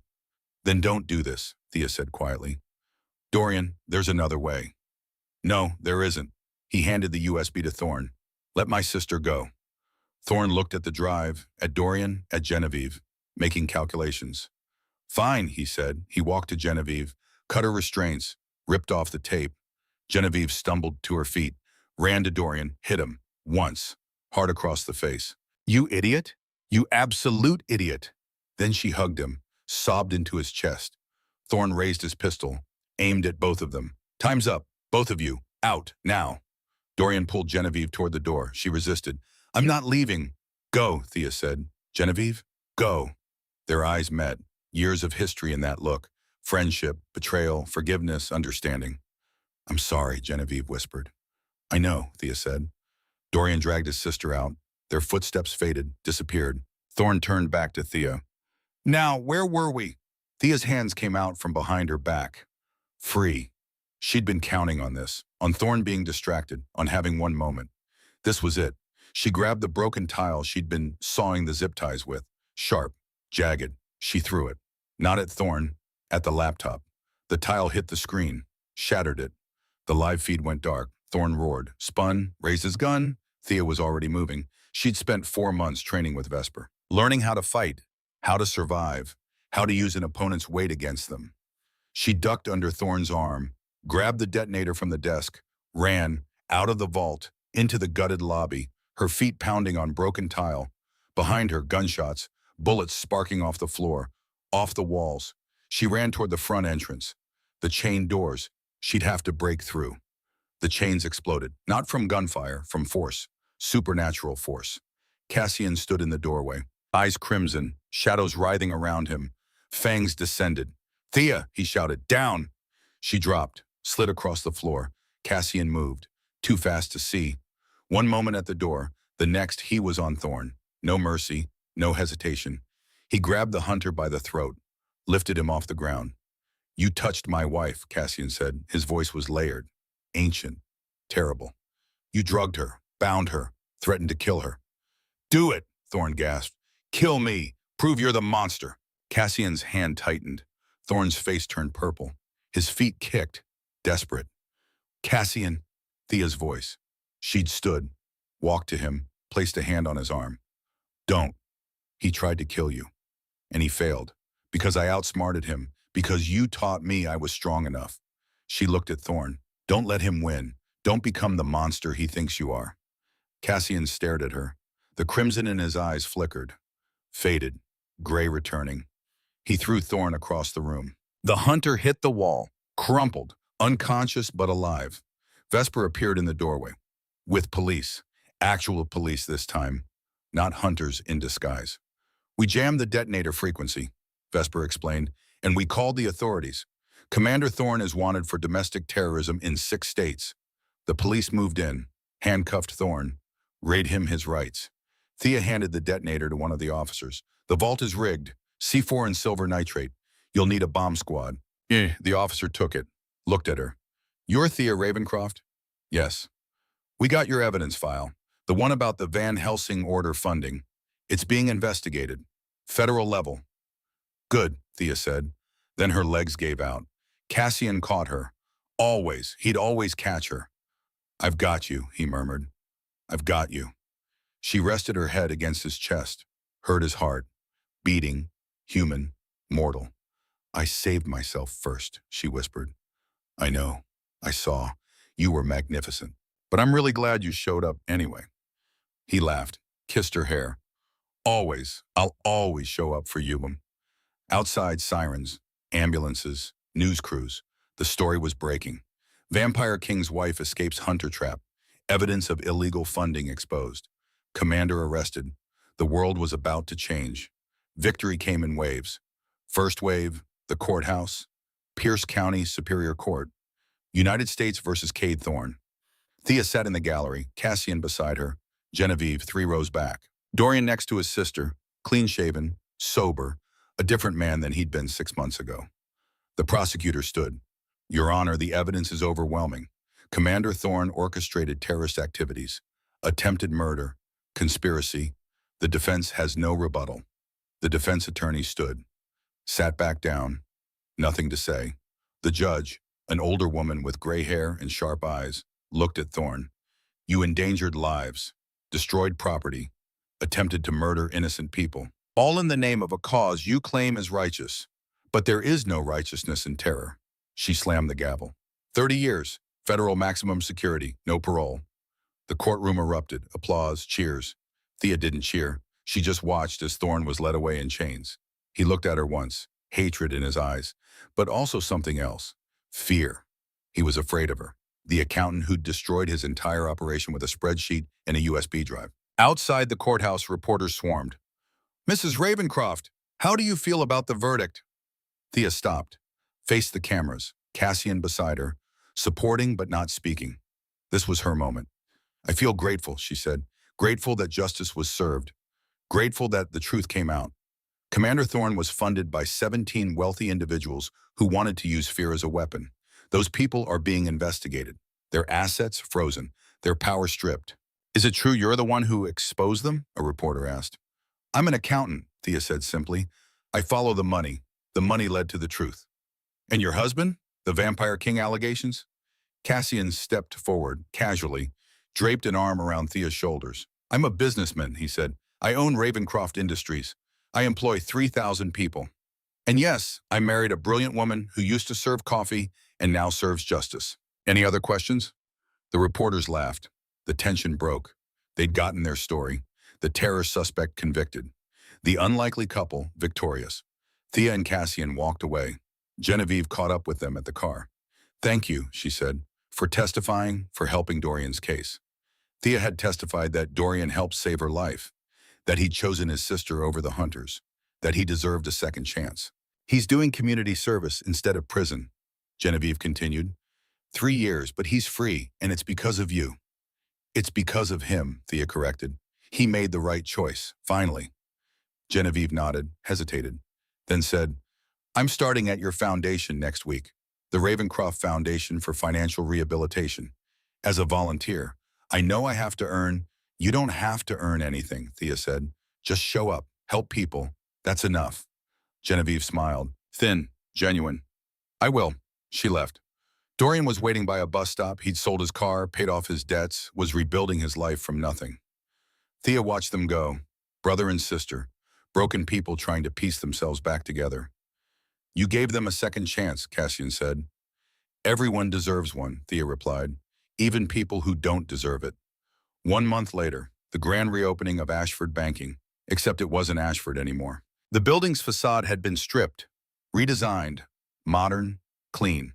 The name carved in stone above the entrance, Ravencroft Holdings.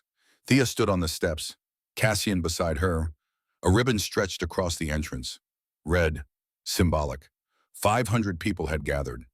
Employees, investors, press, city officials. The mayor handed Thea the scissors. Mrs. Ravencroft, would you like to do the honors? Actually, Thea said, I'd like to say a few words first. She faced the crowd. Her hands didn't shake anymore. Hadn't shaken in months. She'd learned her worth. 6 months ago, she began, I was a waitress, unemployed, bankrupt. I served coffee to people who looked through me like I was furniture. I was told I was worthless, a failure, a charity case marrying down. Murmurs in the crowd. Some people remembered. Some had been at the wedding. Today, I'm co-CEO of a company worth $470 million. I didn't get here through luck or marriage. I got here because I have a skill. I'm very good with numbers, very good at seeing patterns other people miss. She gestured to the building. Ravencroft Holdings will be different from Ashford Banking. We're hiring from diverse backgrounds, people without degrees, people with criminal records who deserve second chances, people the world has written off. Because I know what it's like to be written off. And I know that talent has nothing to do with where you start. Applause, loud, genuine. We're also establishing a scholarship fund, full ride to college for students from bankrupt families, named after my mother who taught me that my mind is my power. Thea's voice caught. She cleared her throat, continued. The world judges by money, by status, by who your parents were, but that's not what makes someone valuable. What makes you valuable is how you treat people when you have nothing, how you fight when everyone counts you out, how you rise. She looked at Cassian. He was smiling, proud. His hair had more silver now, lines appearing at the corners of his eyes. Aging, human, beautiful. I married a janitor, Bauer, Thea said, turning back to the crowd. And I'd do it again because he saw me when no one else did. And together, we built this.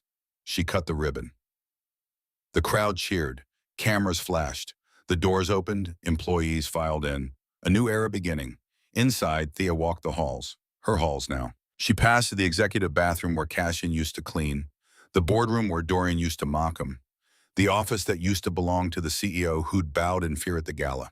It all belonged to her now, not through cruelty, not through revenge, through intelligence, through work, through proving every single person who'd underestimated her wrong. 2 months later, the Morvan Foundation Gala, named after Thea's mother, held at the Four Seasons, 500 guests. Tickets were $5,000 each, sold out, all proceeds going to families rebuilding from bankruptcy. Thea wore a gown, black, simple, elegant, the obsidian and silver ring on her finger, the only jewelry she needed. Cassian wore a tuxedo, custom made. He looked like a king, walked like a man, the balance perfect. They entered the ballroom together. Applause, standing ovation. Not for him, for her. Thea Ravencroft, the woman who'd gone from waitress to CEO, from humiliated bride to queen, from powerless to unstoppable. She gave a speech, talked about her father, his bankruptcy, his shame, his death from a heart attack 6 months after losing everything. He thought he was worthless when the money was gone, Thea said. But he wasn't. He was a good man who made a bad investment, that's all. It didn't define him. It doesn't define anyone. She unveiled the foundation's first scholarship recipients, 20 students, full rides, all from bankrupt families. One of them was a girl, 17, brilliant, loved math, reminded Thea of herself at that age. The girl hugged Thea, whispered, "Thank you. You saved my life." "No," Thea said. "You saved your own life. I just gave you the tools." The gala continued. Dancing, celebration. At one point, Thea found herself on the balcony, alone looking out at Seattle, the city that had broken her, the city she'd conquered. "Penny for your thoughts," Cassian said, joining her. "Just remembering," Thea said. "The wedding, the community center, Dorian's slideshow. Regrets?" "Not even one." She turned to him. "You gave up immortality. I gave up normal. We're even." "We're better than even," he said. Pulled her close, swayed with her to the music drifting from inside. "We're extraordinary." They danced on the balcony, under the stars, two people who'd chosen each other against all odds. Inside the ballroom in the back row, someone watched. Dorian Ashford. He'd been invited, hadn't expected to be, but Thea had insisted. He watched her dance with the man she'd chosen, the man Dorian had mocked, the man who'd turned out to be everything Dorian wasn't. Genevieve found him, stood beside her brother. "She forgave us," Genevieve said quietly. "She's better than us," Dorian replied. "So let's be better. Let's earn it." Dorian nodded. They left together, to volunteer, to work, to rebuild. Some people couldn't be saved, but some could. Thea believed that, so she kept giving chances. 4 months after the gala, the Ravencroft estate, San Juan Island, the library, Thea sat at a desk made of reclaimed wood. The room around her was lined with books, some new, some centuries old. Cassian's collection mixed with hers. She reviewed foundation reports. 147 families helped. 3,000 jobs created through Ravencroft Holdings. 85 scholarships awarded. Numbers. Good numbers. The kind that made her accountant heart happy. On the desk, her mother's letter. The one she'd found in the box of keepsakes years ago. "Your mind is your power. Never let them make you small." Thea touched the paper, worn, faded, but the words still clear. "I didn't, Mom," she whispered. "I didn't let them." Cassian entered, carrying tea. He set a cup beside her, Earl Grey, her favorite. His hair was more silver than dark now, the serum working. In him, lines around his eyes. On his forehead, beautiful lines, human lines. In 50 years, he'd be gone, dead, mortal, lost to her. But right now, he was here, alive, hers. "University called," Cassian said. "Your PhD committee approved your dissertation. The one about forensic accounting and nonprofit fraud prevention? That's the one. Dr. Ravencroft has a nice ring to it." Thea smiled. She'd enrolled at University of Washington 6 months ago, full-time student while running a company. It was insane, but she'd never felt more alive. "The council wants to visit next month," Cassian continued. "Althea specifically. She wants to discuss something. Won't say what.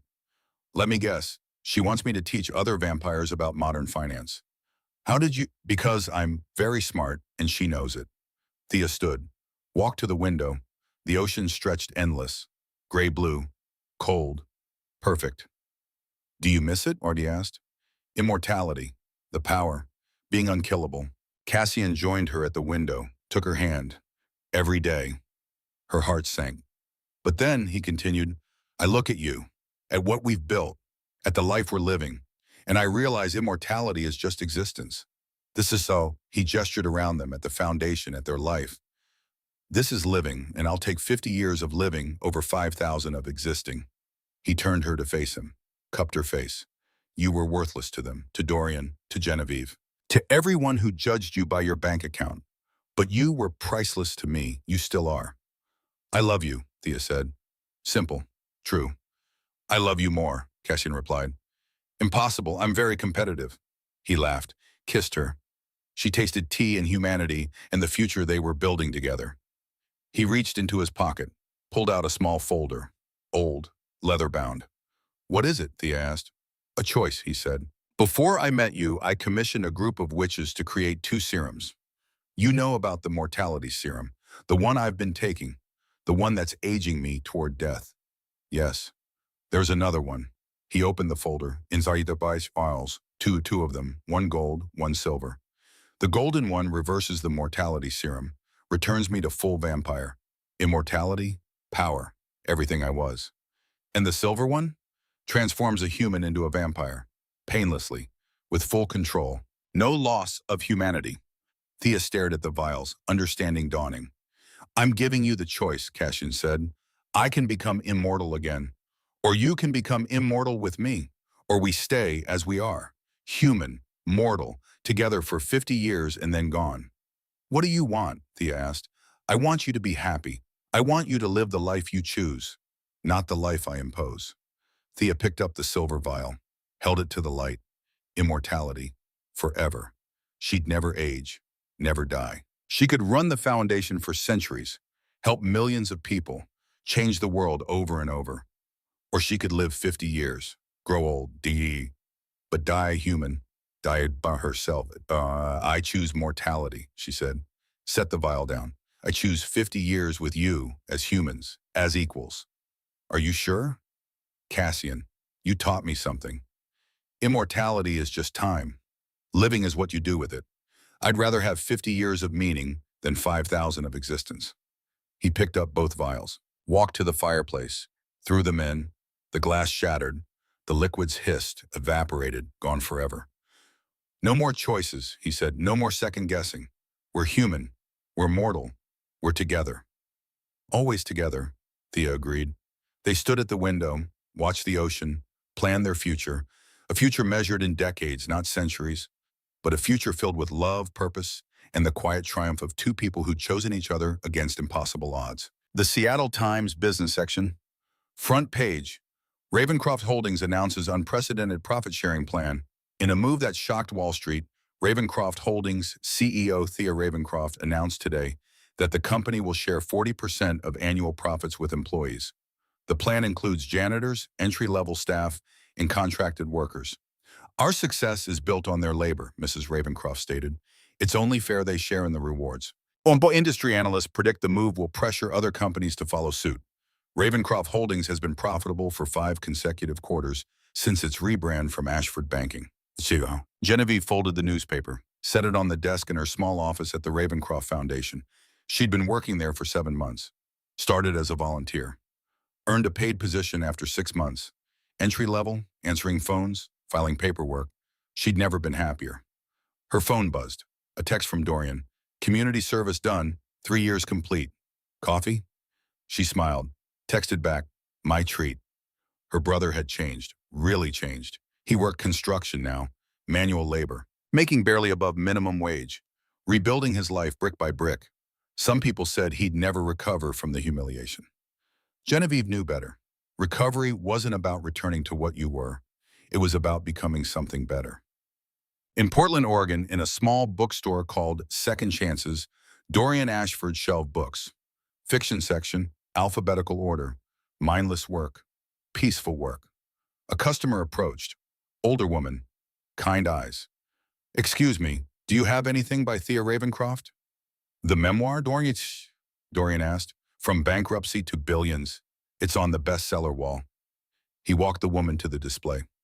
There it was, Thea's book, her face on the cover, confident, powerful. The woman she'd always been, but the world had finally noticed. She's inspiring, the customer said. My daughter lost everything in the 2022 crash. Reading this gave her hope. It gave me hope too, Dorian said quietly. The woman bought the book. Left. Dorian stood alone in front of the display, staring at the cover, at the woman he'd mocked, humiliated, tried to destroy, the woman who'd saved his sister, testified for him, gave him a second chance he didn't deserve. He pulled out his phone, typed a message to Thea. Thank you for everything. I know I don't deserve forgiveness, but I'm trying to deserve it. D. He hesitated, almost deleted it, then pressed send. 3 minutes later, a response. You're doing great, Dorian. Keep going. T, he cried, right there in the bookstore. Tears of gratitude, of relief, of hope. So, at the Ravencroft estate, Thea set down her phone. Cassian looked up from the book he was reading. Dorian? Yeah, he's coming around. People can change, Thea said, if they want to. Outside, the sun set over the Pacific. Inside, a former waitress and a former king planned their next move. 5 years later, Thea stood on a stage at the Ravencroft Foundation's annual gala. Her hair had a few strands of gray now. 32 years old, lines beginning at the corners of her eyes. Beautiful lines, earned lines. Cassian sat in the front row, more silver than dark now, but still strong, still hers. 5 years ago, Thea said to the crowd of 700 guests, I was mocked for marrying a poor man. People said I was making a mistake, marrying down, throwing my life away. She smiled, looked at Cassian. They were wrong. I married the richest man I've ever known.